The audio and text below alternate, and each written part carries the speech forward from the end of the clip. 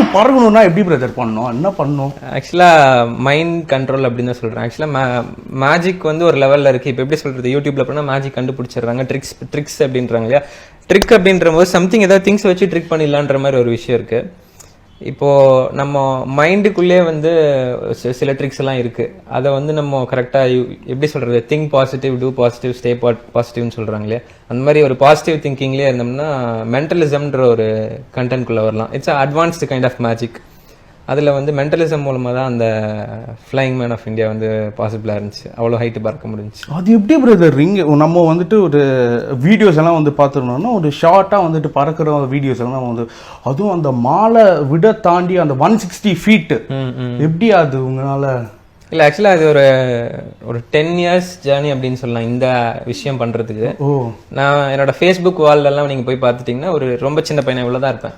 அதில் வந்துட்டு நான் நீங்கள் சொன்ன மாதிரி ஒரு அடி பறந்து வந்து வீடியோஸ் வந்து சும்மா ஒரு சின்ன நார்மல் மொபைல், ஒரு C2 மொபைல் எடுத்து போட்ட வீடியோஸ்லாம் இன்னும் இருக்கு. அதை அப்படியே ப்ராக்டிஸ் பண்ணி ஏன்னா எனக்கு குரு இல்லைன்றங்காட்டிக்கு நான் வந்து என்னோட ஓன் ஃபார்முலாஸே ஜென்ரேட் பண்ணுவேன். இப்படி பண்ணலாமா அப்படி பண்ணலாமான்னு சொல்லி ஒரு ட்ரையல் அண்ட் எரர் மாதிரி அதில் அப்படியே டிஸ்கவர் பண்ணி கண்டுபிடிச்சி சரி ஓகே பண்ணலாம், இந்த மாதிரி பண்ணலாம்னு சொல்லிட்டு பிளான் பண்ணி ஒரு எதர்ச்சியாக பண்ண விஷயம் தான் இந்த video. Different varieties of magic நீங்கள் சொன்னால் இன்னும் வந்துட்டு பவராக இருக்கும்னு நான் நினைக்கிறேன். Different varieties of magic in the sense நீங்கள் எந்த மாதிரி நீங்கள் என்னென்ன like mind reading, yeah so அந்த மாதிரி ஒரு டிஃப்ரெண்ட்.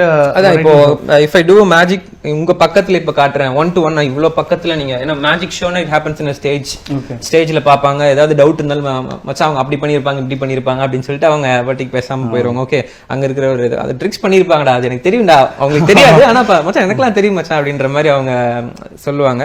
அதுவே வந்து அவங்களுக்கு அது வந்து ஸ்டேஜ் மேஜிக் அப்படின்னு சொல்லுவாங்க. ஸ்டேஜ் மேஜிக் ஒரு கஞ்சூரிங் அப்படின்னு சொல்லுவாங்க. கஞ்சூரிங் ஆக்டர் அப்படிம்பாங்க. இவ்வளவு பக்கத்துல வந்து மேஜிக் பாக்குறீங்க, இப்போ 1 to 1 ஒரு மேஜிக் பாக்குறீங்கன்னா இட்ஸ் க்ளோஸ் அப் மேஜிக் அப்படின்னு சொல்லுவாங்க. அது ஒரு டிஃபரன்ஷியேட் பண்ணலாம். ரிலேட்டிங் மைண்ட் அப்புறமா வந்து ஒரு ஃபியூச்சர் ப்ரெடிக்ஷன்ஸ் அந்த மாதிரிலாம் வந்துருச்சு அப்படின்னா அது ஒரு மென்டலிசம்ல அட்வான்ஸ்டு மேஜிக்ல சொல்லலாம்.